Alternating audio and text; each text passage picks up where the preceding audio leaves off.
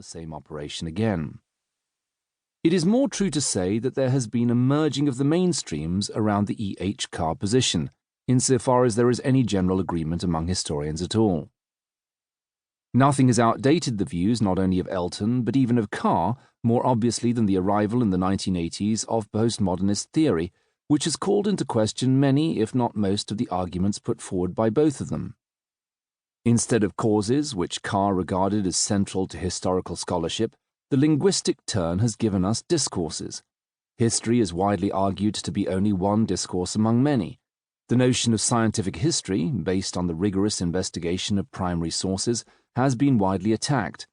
Increasing numbers of writers on the subject deny that there is any such thing as historical truth or objectivity, both concepts defended in different ways by Carr as well as Elton.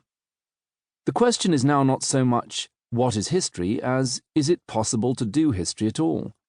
The result has been that in place of the optimistic belief in the progress of the discipline held in different ways by both Carr, who saw it in the expansion of historical scholarship, and Elton, who saw it in the accumulation of historical knowledge, historians at the end of the 20th century are haunted by a growing fin de siècle sense of gloom. A time of uncertainty and of epistemological crisis, a critical turning point, such, observed the French historian Roger Chartier in 1994, are the diagnoses, mostly apprehensive, given of history in recent years. The intellectual historian David Harlan, writing in 1989, thought that historical studies were indeed undergoing an extended epistemological crisis. In the mid-1990s, American historians Joyce Appleby, Lynn Hunt, and Margaret Jacob echoed this view. History has been shaken right down to its scientific and cultural foundations. The postmodernist view that language could not relate to anything except itself must, as another alarmed historian observed, entail the dissolution of history and necessarily jeopardizes historical study as normally understood. The postmodernist challenge, warned distinguished Princeton historian Lawrence Stone, had plunged the historical profession into a crisis of self-confidence about what it is doing and how it is doing it.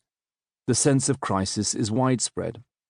Historians, declared another writer on the subject, have suffered a major theoretical challenge to the validity of their subject.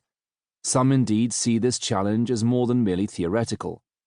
Post-structuralism, in one historian's opinion, even threatens to throw historians out of work by robbing their discipline of its traditional legitimacy and raison d'être. Thus, according to one outraged Australian academic, what we are witnessing is the killing of history, in which the traditional practice of the discipline is a visibly deteriorating path to research grants, publication, conferences, and academic employment. Such has been the power and influence of the postmodernist critique of history that growing numbers of historians themselves are abandoning the search for truth, the belief in objectivity, and the quest for a scientific approach to the past. David Harlan has even gone so far as to remark that by the end of the 1980s, most historians, even most working historians, had all but given up on the possibility of acquiring reliable, objective knowledge about the past. If this is indeed the case, no wonder so many historians are worried about the future of their discipline.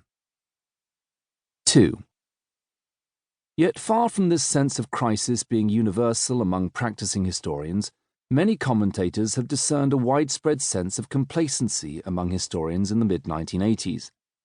While American intellectual historian Alan McGill indicted the historical profession in 1989 for what he called its sclerotic self-satisfaction in the face of the postmodernist challenge, the medievalist Nancy F. Partner, writing in 1995, thought this same attitude was entirely commendable, adding, "The theoretical destabilizing of history achieved by language-based modes of criticism has had no practical effect on academic practice, because academics have had nothing to gain and everything to lose by dismantling their special, visible code of evidence-grounded reasoning and opening themselves to the inevitable charges of fraud, dishonesty, and shoddiness." British historian James Vernon similarly complained in 1994 about his colleagues' general air of complacency about postmodernism.